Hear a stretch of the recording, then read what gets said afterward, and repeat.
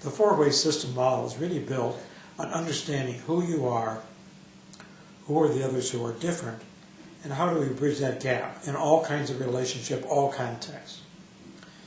And so our whole model is built on the self-understanding and understanding of others. We spend a lot of time in the training developing this clear understanding and knowledge about self and other.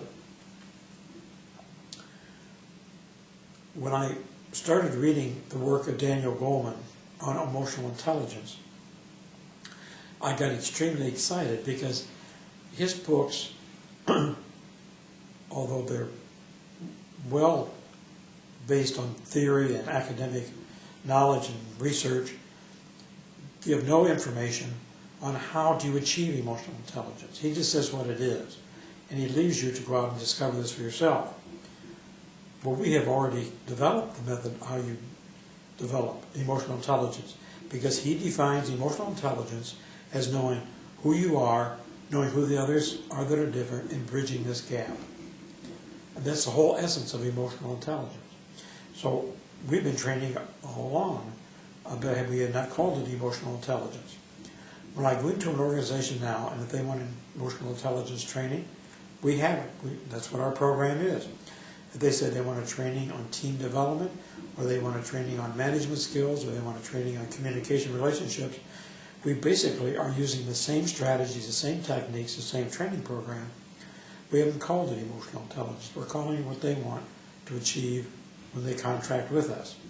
Many times at the end of the training, I will say, you have just simultaneously received an in-depth training on emotional intelligence, and then I will go into a brief discussion of what emotional intelligence is and how they can begin to apply the same information training they've learned as emotional intelligence skills. Daniel Goleman points out that in organizations, the success of the organization is going to be dependent on emotional intelligence competencies for all the individuals.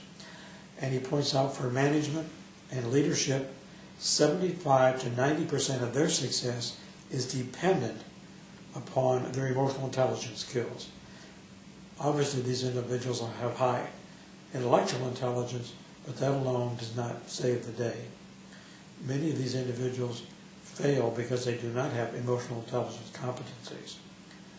And that's what our program develops and provides, whether they're a leader, a manager, a director, a team leader, any capacity where they are directing and supervising others.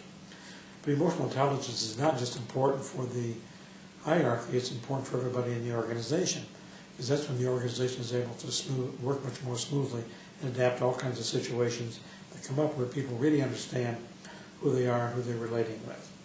So emotional intelligence skills are highly essential in all organizations.